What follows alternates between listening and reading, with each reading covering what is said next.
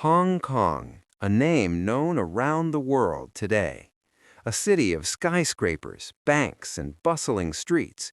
But nearly 200 years ago, this place was a quiet cluster of fishing villages, unknown beyond the South China coast. This is the story of how Great Britain gained control of Hong Kong, how it became a global crossroads, and how its unique chapter in history came full circle. For much of its history, the land that would become Hong Kong belonged to China. In the early 19th century, the island was sparsely populated, small fishing settlements along a rugged coastline with few features that suggested greatness. European merchant ships occasionally visited the area, drawn by trade in goods like tea and silk, but it was not a major port or settlement, just one among many along the South China Sea. China had little demand for British products and accepted payment almost exclusively in silver. This created a serious trade imbalance, with Britain losing vast quantities of silver. After Britain adopted the gold standard in 1821, the constant need to acquire silver for trade with China became an even greater problem.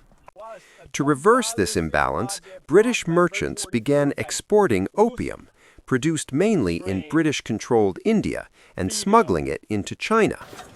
Opium sales allowed Britain to recover silver and continue buying Chinese goods. The trade expanded rapidly, despite Chinese laws banning opium. By the 1830s, widespread addiction had become a major social and political crisis, and the Qing government moved to suppress the trade.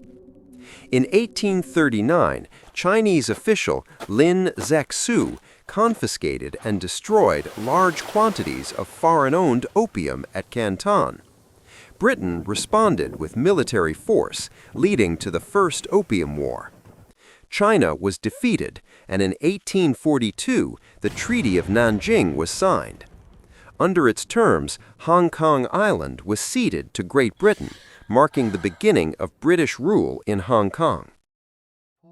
China's defeat in the Opium Wars resulted in a series of agreements with major powers, including Britain, France, Russia, the United States, Germany, and later Japan.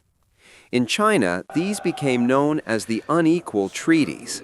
They forced China to open ports, grant trade privileges, and give foreign powers control over key economic areas. The country was effectively divided into spheres of influence, where outside powers dominated trade and business without formal colonization. One of these treaties placed Hong Kong under British control. By the mid-19th century, direct annexation was politically sensitive, so empires relied on legal agreements instead. In practice, these arrangements functioned as annexation in all but name, enabling long-term foreign exploitation of China's markets and resources.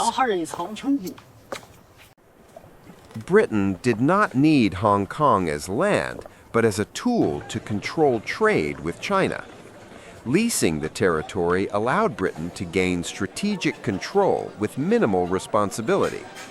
It avoided formal annexation, preserved the appearance of Chinese sovereignty, and reduced the risk of conflict with other imperial powers. For China, the choice was simple: accept the agreement or face another war. The 99-year lease was a calculated compromise.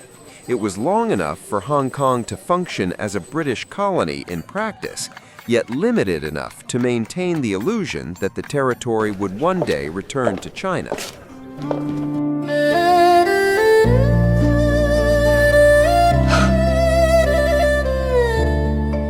In September 1982, British Prime Minister Margaret Thatcher visited China to negotiate Hong Kong's future with Deng Xiaoping.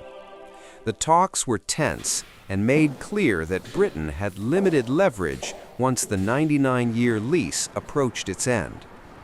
During the visit, Thatcher stumbled and fell while leaving the Great Hall of the People, an ordinary accident, but one widely seen in China as symbolic.